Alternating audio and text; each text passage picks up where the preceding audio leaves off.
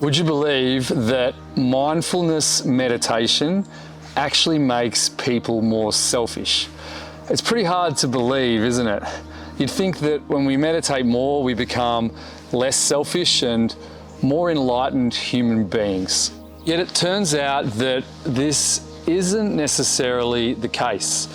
There was recently a research study published in the journal Psychological Science, and it suggested that people who engage in a brief meditation exercise actually become more selfish. But this is where it gets really interesting, because only some people in the exercise became more selfish, but other people became more generous after meditating. So what gives? Why was it that some people became more selfish after meditating and other people became more generous? Well, the researchers figured out that the people who became more selfish after meditation were more likely to be individualistically minded, whereas the people who became more generous were more likely to think in collectivist terms. They figured this out through a series of psychological tests where they determined that the more individualist people were more likely to express themselves and to express their thoughts in terms of I am, whereas the more interdependently minded people were more likely to think using the words we are.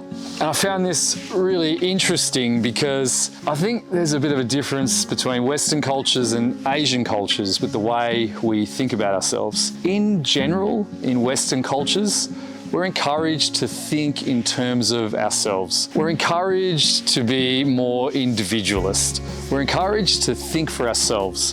Whereas I think in more Asian cultures, and it's a big generalization, but in general, people are more inclined and encouraged to think in terms of the community, to think in terms of we. So the individualistic minded people meditate, and it really enhances more of what we already are, and the people who are collectivist minded become more like what they already are in the first place. I think this point is really well made about meditation by the Buddhist monk Matteo Ricard in a 2009 essay titled "A Sniper's Mindfulness."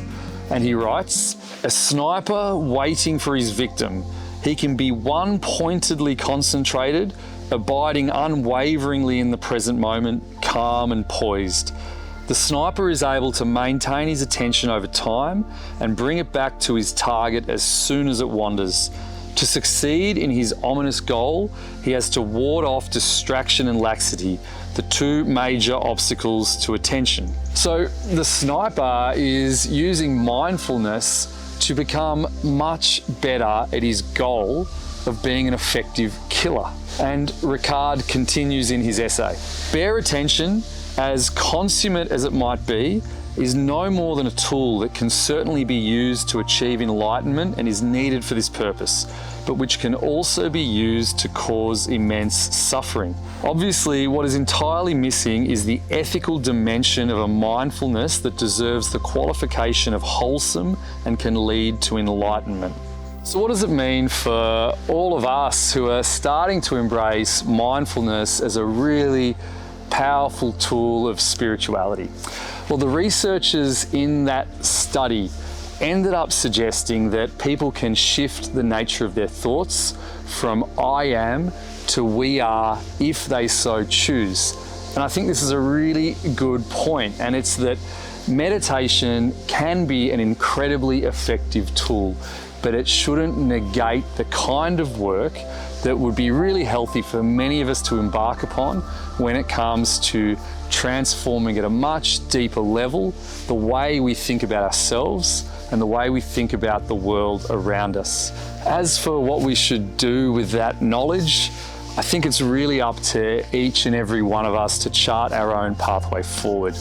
We can choose to become more individualist, and that can help us to be the best versions of ourselves, to create wonderful things for the world around us, but we can also become incredibly selfish and egoistic in the process. But on the counter perspective, if we start to always emphasize we can start to negate ourselves, we can become people pleasers, we can fail to set boundaries, but we may end up cultivating much better and more effective relationships, contributing better to the community around us. Life is complicated.